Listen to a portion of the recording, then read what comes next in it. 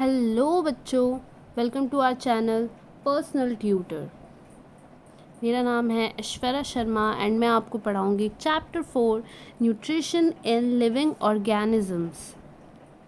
तो nutrition start करने से पहले सबसे पहले मैं आप सबसे पूछना चाहती हूँ कि what is mall nutrition. Mall nutrition क्या होता है? आप सबने पढ़ा था माल न्यूट्रिशन क्या होता है। तो माल न्यूट्रिशन मतलब होता है जहाँ हमें न्यूट्रिशन की डिफिशियंसी हो जाती है, वहाँ हम कहते हैं माल न्यूट्रिशन। अब जानते हैं न्यूट्रिशन क्या होता है। Some life processes go on continuously in living organisms subject which are substances which are digested and assimilated for obtaining energy for the growth are called foodstuffs।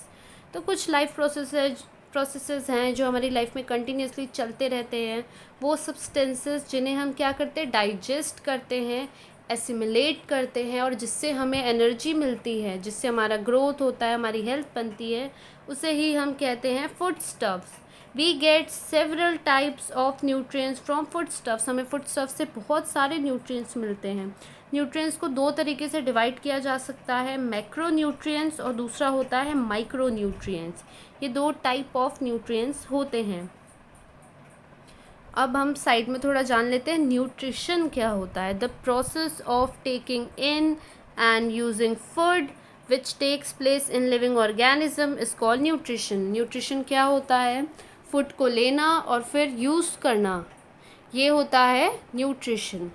Nutrition की ज़रूरत क्यों पड़ती है? To supply the energy required in doing work. Growth और development के लिए होती है। जो सेल हमारे अंदर डैमेज्ड है उसे रिपेयर करने के लिए और बीमारियों से लड़ने के लिए न्यूट्रिशन की ज़रूरत पड़ती है। अब दो न्यूट्रिशन होता है, एक ऑटोट्रॉफिक न्यूट्रिशन होता है, एक होता है हेटरोट्रॉफिक न्यूट्रिशन। ऑटोट्रॉफिक न्यूट्रिशंस वो ऑर्गेनिजम्स करते हैं जो अपना फूड खुद प्रोड्यूस करते हैं और फिर खुद को खुद से ही नरिश करते हैं, जैसे कि प्लांट्स जो सनलाइट से अपना फूड खुद प्रोड्यूस करते हैं। और हेटरोट्रॉफिक न्यूट्रिशन क्या होता है? Some organisms depends on other organism, plants और एनिमल्स फॉर देयर फूड। तो ये होता है हेटरोट्रॉफिक न्यूट्रिशन। तो अब जानते हैं ऑटोट्रॉफिक प्लांट्स क्या होते हैं। Plants also need food for their growth. ये तो हम सबको पता है, प्लांट्स फूड के बिना ज़िंदा नहीं रह सकते। लेकिन वो क्या करते हैं? They produce their own food with help of sunlight and chlorophyll. Sunlight और क्लोरोफिल की हेल्प से वो अपना खुद का फूड प्रोड्यूस करते हैं। वो अपना फूड अपने लीव्स में बनाते हैं। प्लांट के जो लीव्स होते हैं उसमें उनका फूड प्रोड्यूस होता है using water and nutrients from the soil and carbon dioxide from the air. और इसी प्रोसेस को फोटोसिंथेसिस कहा जाता है। फोटोसिंथेसिस का आपको एक केमिकल फॉर्मूला हम कह सकते हैं, एक रिएक्शन जैसा दिया हुआ है, आप यहाँ देख सकते हैं। कार्बन डाइऑक्साइड प्लस वाटर, जिससे सनलाइट और क्लोरोफिल यूज़ करके बन रहा है फूड, और ऑक्सीजन, फूड में ग्लूकोज एंड ऑक्सीजन। नाउ हम जानते हैं plants convert light into energy.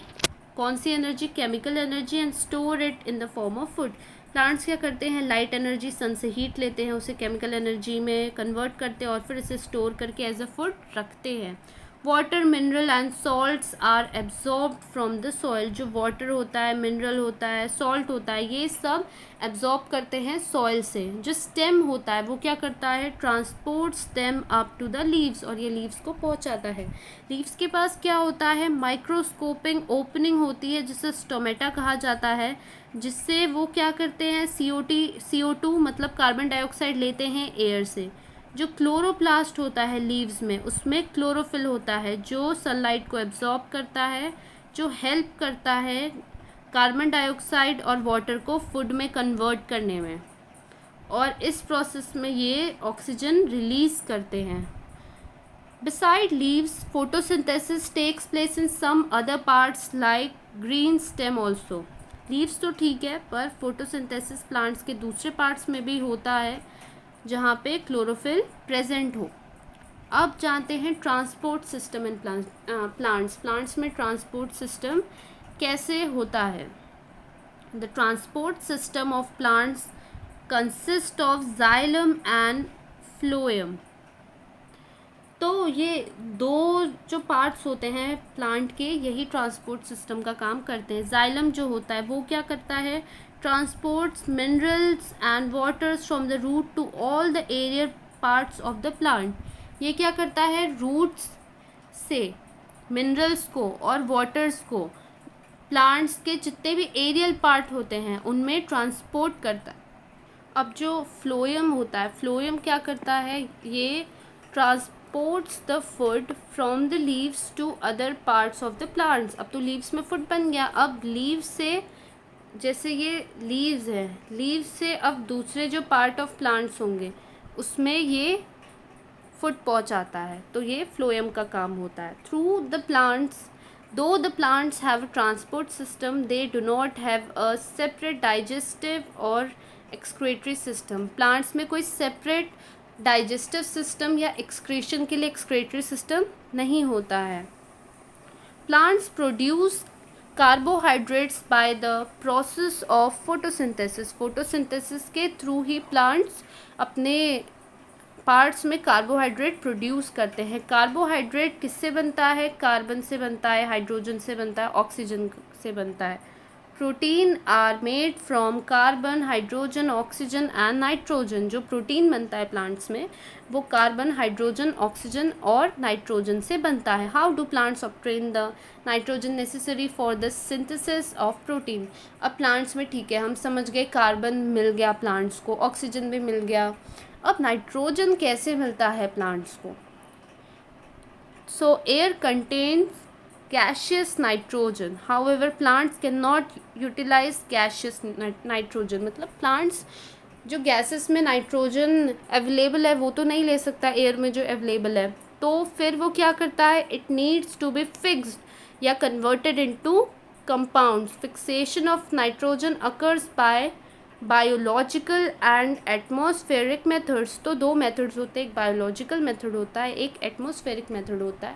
इन दो मेथड से प्लांट्स क्या करते हैं, जो गैशियस नाइट्रोजन या जो नाइट्रोजन अवेलेबल होता है उसे एब्जॉर्ब करते हैं। तो पहले जानते हैं बायोलॉजिकल फिक्सेशन ऑफ नाइट्रोजन कैसे होता है। Two different types of microorganisms can bring about biological nitrogen fixation. दो माइक्रो ऑर्गेनिजम्स होते हैं जो बायोलॉजिकल नाइट्रोजन फिक्सेशन करते हैं। Root nodules of leguminous plants contain the rhizobium microorganisms. These microorganisms absorb atmospheric nitrogen and convert into nitrate a compound। तो होता क्या है, जो लेगुमिनस प्लांट के रूट नोड्यूल्स होते हैं उनमें क्या होता है, राइजोबियम माइक्रो ऑर्गेनिजम्स होते हैं। ये क्या करते हैं, एटमॉस्फेयर के नाइट्रोजन को एब्जॉर्ब करते हैं और फिर इसे नाइट्रेट में कन्वर्ट करते हैं। माइक्रो ऑर्गेनिजम्स जैसे एजिटोबैक्टर, ये भी सॉइल में प्रेजेंट होते हैं और ये भी एटमॉस्फेरिक नाइट्रोजन को नाइट्रेट में कन्वर्ट करने में हेल्प करते हैं। अब दिया है, डू यू नो, क्या दिया है, atmospheric fixation of nitrogen. Lightning occur in the rainy season, this cause atmospheric nitrogen and oxygen to react with each other to form nitric oxide, which is again oxide to form nitrogen dioxide। ये इतना important नहीं है, मुझे नहीं लगता इससे कोई question आपको आ सकता है। अब है सिम्बायोटिक न्यूट्रिशन। सिम्बायोटिक न्यूट्रिशन में क्या दिया है, इन सम केसेस टू और more than two different types of plants live together to fulfil their need of nutrition. तो बहुत बार ऐसा होता है, दो या दो से ज़्यादा डिफरेंट टाइप ऑफ प्लांट एक साथ रहते हैं एक दूसरे की need for nutrition, protection, support, हर चीज़ के लिए, और इस टाइप ऑफ न्यूट्रिशन को कहा जाता है symbiotic nutrition. Some fungi grow around the roots of some other plants. These plants supply nutrients to the fungi and in turn fungi supply minerals and water to the plant. Some fungi and algae live together। तो क्या होता है, कुछ fungi होते हैं वो plants के पास रहते हैं, प्लांट्स उनको क्या देते हैं, प्लांट्स उन्हें देते हैं न्यूट्रिएंट्स और फंगाई उन्हें उसके बदले वाटर और मिनरल प्रोवाइड करते हैं। बहुत बार फंगाई और एल्गी भी साथ में रहते हैं। फंगाई एल्गी को वाटर मिनरल देता है और एल्गी उन्हें शेल्टर देता है और उसके साथ साथ फूड भी देता है। लिचिन एक एग्जाम्पल होता है symbiosis between algae and fungi का। नेक्स्ट हम जानते हैं हेट्रोट्रॉफिक प्लांट्स क्या होते हैं। Heterotrophic plants do not contain chlorophyll. How do the heterotrophic plants live from where they get food. अब जो हेट्रोट्रॉफिक प्लांट्स होता है उनमें बिल्कुल भी क्लोरोफिल नहीं होता है, तो वो कैसे ज़िंदा रहते हैं और उन्हें फूड कहाँ से मिलता है।